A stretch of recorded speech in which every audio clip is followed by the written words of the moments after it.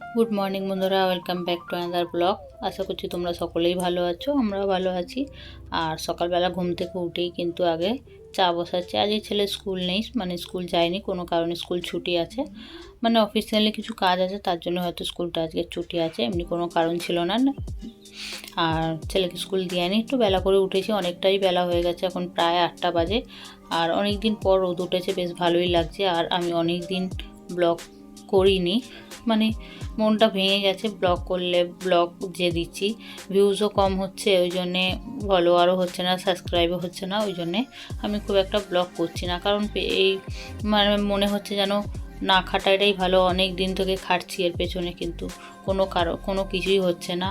হয়তো সময় লাগবে, কিন্তু ভাবলাম চলো দিই ব্লগ একটা, আজকের দিই, দেখি কেমন কি হয়। ওই জন্য আমি অনেকগুলোই মানে ছোট ছোট করে অল্প অল্প ভিডিও করেছি, সেটুকুই তোমাদের সঙ্গে শেয়ার করব। আর ঘুম থেকে উঠে তো প্রথমেই সবাই আমাদের বাঙালিদের ঘরে সব সময় আগে চাটাই বসে। আমরা ঘুম থেকে উঠে যাই হোক আগে চা খাই, তারপর ঘরের সমস্ত কাজ করি। মোটামুটি বাসি বিছনা ফিছনা তো আগে তুলেই নিয়েছি, মানে ওগুলো করে নিয়েছি। এবারে মানে চাটা খেয়ে আমি বললাম বাসি বিছনা ঘর মুছবো, আগে চাটা খেয়ে নিই। তার মধ্যে রান্নাও রয়েছে, রান্নাটা তো আগেই করি জানো। অনেক দিন যারা আমার ব্লগ দেখছো তারা জানো আমি ঘুম থেকে উঠেই আগে রান্নাটা করে নিই। কারণ হয়তো খাবার নিয়ে যায় আমার হাজব্যান্ড, কোনো সময় খাওয়ানো কোনো ঠিক থাকে না, মানে কাজে যাবার কোনো ঠিক থাকে না, কোনো সময় খাবার নিয়ে যায়, কোনো সময় খাবার নিয়ে যায় না। খাবার নিয়ে যাক আর না নিয়ে যাক, আমি রান্নাটা করেই নিই। কারণ ছেলের সঙ্গে পড়তে দিতে যেতে হয়, ওই জন্যে রান্নাটা করা থাকলো, যখন যে পারে খাবে যাক, ওই জন্য আগে রান্নাটাই করে নিই। চলো চা তো হয়ে গেছে, এখন চাটা আগে খাই, তারপর কি রান্না হয়। সকাল কিন্তু মাছ আনা হয়ে গেছে, মানে সকাল সকাল জ্যান্ত মাছ আনা হয়ে গেছে। আগে চাটা খেয়ে নিই, তারপর আমি তোমাদের দেখাচ্ছি কি মাছ আনা হয়েছে।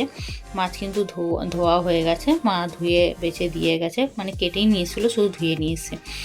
আর এই দেখো তেলাপিয়া মাছ, পুরো জ্যান্ত, অনেকটা বড়। তেলাপিয়া মাছটা দেখে কিন্তু মনে হচ্ছে না এটা তেলাপিয়া মাছ, মনে হচ্ছে রুই মাছ জানো। আর ডিম হয়ে গেছিলো, মাছটা অনেকটাই বড় ছিল, প্রায় 900 না 800 হয়েছে, মাছটা অনেকটাই বড়।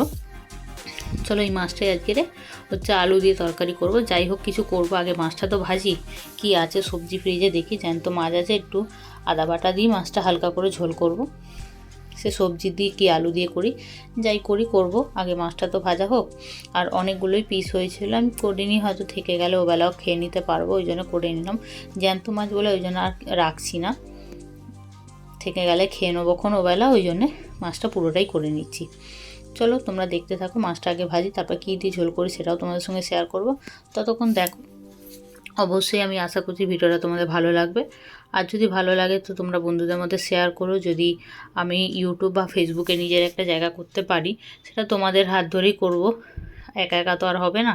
সেই জন্যই তোমাদের কাছে আমার অনুরোধ রয়েছে, যদি ভিডিওটা ভালো লাগে তাহলে অবশ্যই তোমরা একটু শেয়ার করো, বেশি বেশি করে লাইক করো, কমেন্ট করো। আর যদি কিছু ভুল হয়ে থাকে অবশ্যই তোমরা জানিও কমেন্টের মাধ্যমে।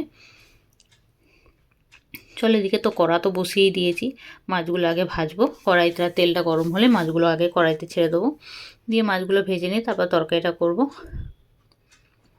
তার মধ্যে আরও কিছু চিন্তাধারা আছে, মানে শুধু মাছের ঝোল করলে তো হবে না, কিছু একটা করতে হবে, সেটাই ভাবছিলাম কি করব। চলো কি করি সেটা তো দেখবেই, দেখতে থাকো ভিডিওটা, অবশ্যই তোমাদের ভালো লাগবে।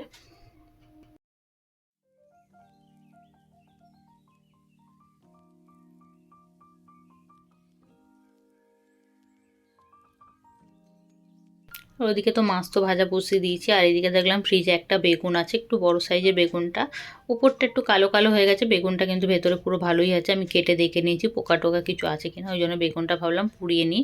বেগুনটা আজকে পোড়া করলে খুব ভালোই লাগবে। আর তার সঙ্গে দুটো টমেটোও দেবো, পুড়িয়ে নেবো। আগে বেগুনটার মধ্যে দেখো আমি একটা কাঁটা চামচ দিয়ে ভালো করে ফুটো করে নিচ্ছি, মানে ফুটো ফুটো করে নিচ্ছি, যাতে বেগুনটা ভালোভাবে ভেতর দিয়ে সেদ্ধ হয় আর পোড়াটা ভালো হয়। তার জন্য কিন্তু তেল লাগিয়ে নিচ্ছি, ওই জন্য স্লিপ করছে, জানো তো। আর দেখো ফুটো ফুটো করে দিচ্ছি যাতে ভালোভাবে সেদ্ধ হয়। আর এর মধ্যে তেল না লাগালে কিন্তু ভালোভাবে পোড়া হবে না, ওই জন্য অবশ্যই এর মধ্যে দেখো তেল লাগাতে হবে। আমি অল্প একটু সাদা তেল দিয়েছিলাম, তারপর ভাবলাম একটুখানি সর্ষের তেল দিয়ে ভালো করে মাখিয়ে দিই, কারণ বেগুনটা তো অনেক দিন রয়েছে, পোড়া হতেও সুবিধা হবে, ভালোই হবে। আর শুধু বেগুন পোড়ালে দেখবে বেশি জল টপ টপ করে, গ্যাস নোংরা হয়। আর তেলটা দিলে অতটা কিন্তু জল টপে না, ভালোভাবেই পোড়া হয়ে যায়, ওই জন্য একটু তেল লাগিয়ে দিই। আর এখানে দেখো আমি জাল দিয়ে দিয়েছি তার উপরে, তাহলে সুবিধা হবে মানে টমেটোগুলো দিতে আর বেগুনটা দিতে, দুটো সব একসঙ্গেই পোড়া হবে। ওই জন্যই আরও একসঙ্গেই দিয়ে দিলাম, জালটা দিলে খুব ভালোভাবে পোড়ানো যায়। আর ওইদিকে মাছ ভাজাও হচ্ছে, অসুবিধা হবে না, একসঙ্গে দুদিকে দুটো বসিয়ে দিয়েছি, তাড়াতাড়ি হয়ে যাবে। আর দেখলাম ফ্রিজে একটা বাঁধাকপিও পড়ে আছে, অনেক দিন থেকে বাঁধাকপিটা করবো করবো করে ভাবছি, করা হচ্ছে না। মাছ ভাজতে ভাজতে বাঁধাকপিটা কেটে নেবো, বাঁধাকপিটাও আজকে করে নেবো। আর বেগুন পোড়া, বাঁধাকপি আর মাছের তরকারি, এটাই হচ্ছে আমাদের আজকে লাঞ্চ মেনু। আর বাঁধাকপি আর বেগুন পোড়া যদি কোনো একটা থেকে যায় তো ওবেলা রুটি দিয়ে খাওয়া হয়ে যাবে, আর কিছু ওবেলা তরকারি করতে হবে না, মোটামুটি অনেকটাই তরকারি হয়ে যাবে। তো ওই জন্য পুরোটা শেষ হবে না, আমার মতে কোনোটাই শেষ হবে না, থেকে যাবে, যে কোনো একটা তো থাকবেই অবশ্য, সেটা আমাদের রুটি দিয়ে ওবেলা হয়ে যাবে, যা থাকবে তারপর দেখা যাবে। দুধ তো রয়েছে, সেইটা দিয়ে রুটি খেয়ে নেব, আপাতত এবেলাটা তো আগে হোক।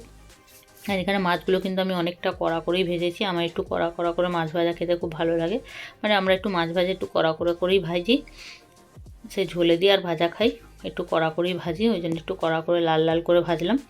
আর এদিকে অর্ধেকটা মাছ ভাজা হয়ে গেছে, আর একটু অর্ধেকটা বাকি রয়েছে, সেটাও করে নেব। অনেকটাই মাছ তো ওই জন্য একটু সময় লাগছে, মানে 2 ভাগে 3 ভাগ করে মাছ ভাজতে হচ্ছে। আর একসঙ্গে অনেকগুলো দিয়ে দিলে মাছটা তো ভেঙে চুরে যাবে, ওই জন্যে আগের মাছটা একটা জুড়ে গেছে বলে একটু ভেঙে গেছে, ওই জন্যে 3-4টে করে দিয়েই ভাজি। চলো মাছগুলো আগে ভেজে নিই, তারপরে তরকারিটা বসাবো।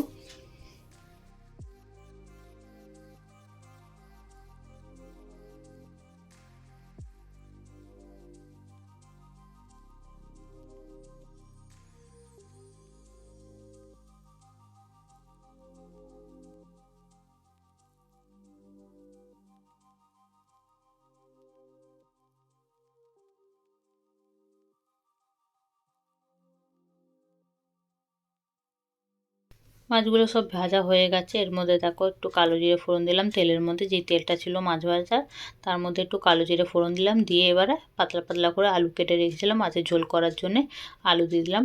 মোটামুটি আর কোনো সবজি ছিল না বলে তেমন একটা, ওই জন্য আলু দিয়েই করছি। আলু ধনেপাতা দিয়ে করলে খুব ভালোই লাগে খেতে, সবজি না হলে হবে, গরমকালে যেমন পটল দিয়ে ঝোল করলে, ঝিঙে দিয়ে ঝোল করলে ভালো লাগে, এখন তো সেরকম কিছু পটল পটল শীতকালে ভালো লাগে না, ওই জন্য ওগুলো আনাও হয় না। ফুলকপি বাঁধাকপি এগুলো হয়, যেহেতু বাঁধাকপি করলাম আর ফুলকপিতে ঝোল করিনি। আর এখানে দেখো পেঁয়াজটা আমি দিতে ভুলে গেছিলাম, ওই জন্য পেঁয়াজ একটু দিলাম, অল্প একটু পেঁয়াজ দিয়েছি। যতই জ্যান্ত মাছ হোক না, আমার কেমন একটা আঁশটানি গন্ধ লাগে, আমি সমস্ত তরকারিতে বেশিরভাগ তরকারিতে একটু পেঁয়াজ দিই, রসুন না দিলেও পেঁয়াজ দিই, ওই জন্য একটু পেঁয়াজ দিলাম, পেঁয়াজটা আমি দিতে ভুলে গেছিলাম বলে এর মধ্যে দিলাম। যাই হোক, ভালো করে এটা ভেজে নিলেই হবে, একটু জোরে আঁচ দিয়ে লাল লাল করে ভেজে নিয়ে তার মধ্যে মশলাটা দেবো, মশলার মধ্যে দেবো আদা বাটা, টমেটো, আর কিছু দেবো না, আর কিছু মধ্যে গুঁড়ো মশলা দেবো, মানে হলুদ, কাঁচা লঙ্কা, এগুলোই দেবো। চলো লাল লাল করে ভেজে নিয়েছি, আর এখানে কাঁচা লঙ্কা আর আদা নিয়ে নিয়েছি, দেখো আমি এর সঙ্গে পেস্ট করে নেবো। আর টমেটো আর কাঁচা কাঁচা লঙ্কা একটু গোটাই দিলাম, দিয়ে দেখো এগুলো বাটাগুলো দিয়ে দিলাম, দিয়ে একটু ভালো করে কষাবো, খুব ভালো করে কষিয়ে নিতে হবে যাতে তেল ছেড়ে যায়। তরকারিতে একটু তেলটাও বেশি পড়েছে, কারণ মাছ ভাজার তেলটা ছিল বলে, অনেকটা মাছ বলে না আমি অনেকটা পরিমাণে তেল দিয়েছিলাম, ওই জন্য আর মাছ ভাজার তেলটা তুলে কোথায় রাখবো, ওই জন্য আর তুলিনি, ওটা দিয়ে দিয়েছি। মশলাটা ভালো করে কষালে তেলটা ঠিক হয়ে যাবে, ম্যানেজ হয়ে যাবে হয়তো। চলো আগে মশলাটা ভেজে এর মধ্যে সমস্ত গুঁড়ো মশলা দিয়ে দিলাম, দিয়ে এগুলো ভালো করে কষাবো, একটু চাপা ঢাকা দিয়ে সুন্দর করে কষিয়ে নিয়ে জল ঢেলে দেবো। চলো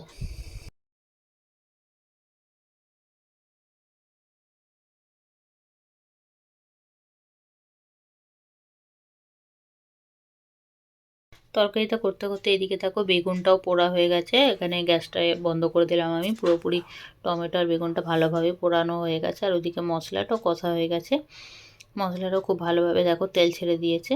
টমেটো এখন একটুখানি মনে হয় যেন আমাদের দিকে তাকিয়ে আছে, মনে হচ্ছে আমাদেরকে খেতে আসবে, টমেটোটা এরকম মনে হয়।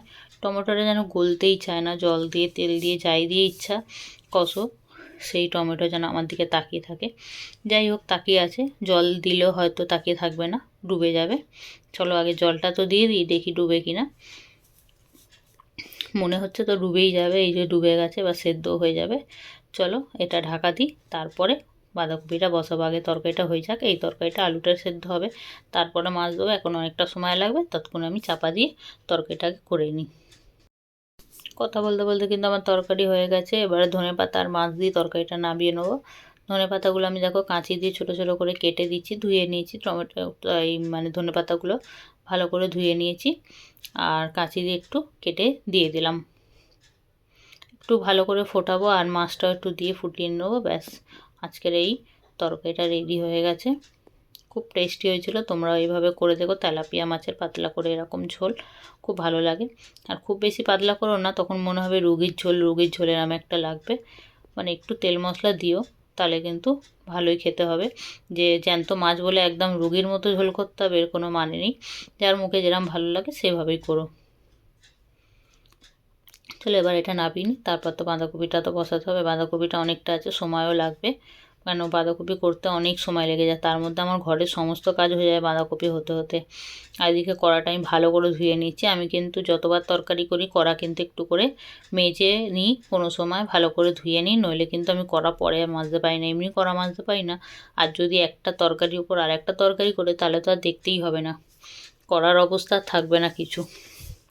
আর দেখো বাঁধাকপির মধ্যে কিন্তু আমি গোটা গরম মশলা, জিরে, তেজপাতা ফোড়ন দিয়ে দিয়েছি। তার মধ্যে দিয়ে দিলাম আলু। আলুটা একটু ভালো করে ভাজবো, আর বাঁধাকপিটা একটু বেশি পরিমাণে করবো, থেকে গেলে রুটি দিয়ে হয়ে যাবে। ওই জন্যে মানে এক কাজে দু কাজ হয়ে যাবে, সেই জন্যই বাঁধাকপিটা আরও করে নিচ্ছি।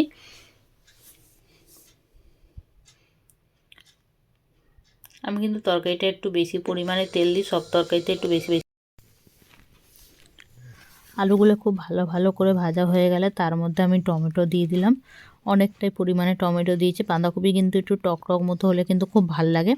আর এর মধ্যে গুঁড়ো মশলা দেব, দিলাম হলুদ, জিরে গুঁড়ো, ধনে গুঁড়ো, কাঁচা লঙ্কা গোটা দেবো, একটুখানি সামান্য একটু গুঁড়ো লঙ্কা দিয়েছি কারণ কালারের জন্যে।